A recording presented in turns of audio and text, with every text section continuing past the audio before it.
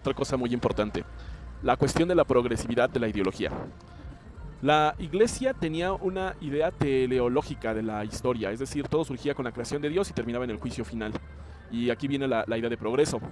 La idea de progreso que hemos definido aquí en este canal significa pasar de condiciones menos humanas a condiciones más humanas. Y precisamente el progreso no lo propusieron los marxistas, no lo propusieron los liberales, aunque estamos hablando de un conjunto de ideologías de origen progresivo, o sea que buscaban mayor producción, mayor venta, mayor comercio, buscaban la progresividad de la sociedad humana en su conjunto. Pero todas esas nociones progresivas de la sociedad tuvieron un génesis, y ese génesis está evidentemente en los textos religiosos y en la propia teología de la Iglesia Católica.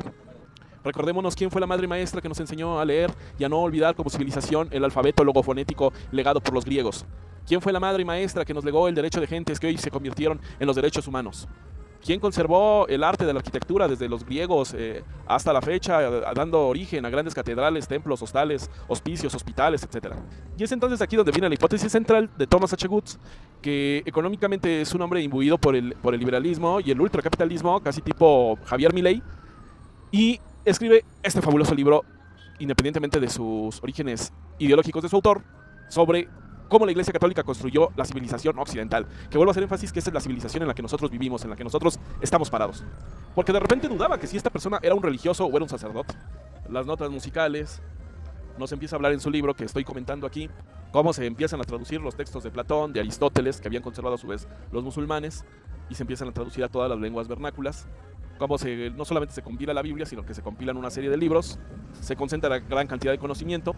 Siglos más tarde va a aparecer una figura enigmática que a mí me gusta mucho, que es la de el cardenal Nicolás de Cusa, quien inicia siendo parte de la misericordia, de obras de misericordia corporales de la iglesia, ya que Nicolás de Cusa era un niño de la calle adoptado que sus papás habían muerto por la peste bubónica. Al acercarse a los frailes, ellos lo ilustran, pero lo ilustran porque le dan casa, techo y sustento y comida a cambio de que él se convierta en copista. Y es copista de los grandes libros de los griegos, de los latinos y de toda esta intelectualidad, y reproduce sus ideas en su propia mente de Platón, las ideas de Sócrates, los elementos de Euclides, o podrían ser algunas meditaciones de Marco Aurelio, llegando a acumular en sí una filosofía que qué bárbaro. Pues su trabajo era copiar los libros de los grandes pensadores. Con el paso de los años él se convirtió en uno de esos grandes pensadores. No había imprenta, se llenaban salones enteros con niños que sabían leer y escribir a la perfección y copiaban un libro que uno de ellos más les dictaba. Es así como la iglesia en los monasterios desarrolla lo que es la ingeniería mecánica, utiliza por primera vez el poder del agua para moler, hacer harina, e incluso los frailes dentro de los monasterios empiezan a hacer lo que es la cuenta de los segundos que tiene un día. ¿Cómo sabes cuántos segundos tiene un día? Dicen que ponían un péndulo y que contaban ese péndulo las veces que se balanceaba, y es así que llegan a la conclusión de cuántas horas, cuántos minutos y cuántos segundos debe tener un día para no equivocarse y calcular el error y cómo corregirlo. Y para muestra basta un botón, ve tu calendario en tu celular, y ese calendario fue desarrollado por la Iglesia Católica. No obstante, aunque hoy casi todo el mundo olvidó los frutos buenos del árbol bueno, grandes pensadores de la Ilustración le llamaron la infame, como Voltaire en este caso. Y en cierta medida tiene razón, es un poco de celo. La Ilustración, un movimiento de pensadores de tendencia liberal, francmasónica, surge como un movimiento intelectual para enterrar y ocultar el legado artístico, cultural, preciado, profundo de lo que es el Renacimiento dorado florentino. Que obviamente algo que les molesta mucho es que el Renacimiento dorado florentino lo desarrolló la Iglesia Católica. Bueno, pues en esta lista de reproducción pues hablaremos e iremos metiendo los videos que hemos hecho sobre Thomas H. Woods en su libro Cómo la Iglesia Católica construyó la civilización occidental.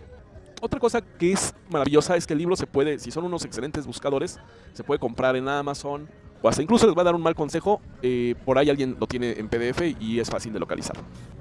Pero si no tienen tiempo para comprarlo y leerlo, pues aquí pueden ver estos videos y es como si yo se los platicara o les leyera extractos del mismo. A lo mejor se animan y lo compran y lo tienen de planta en sus librerías personales, bibliotecas personales.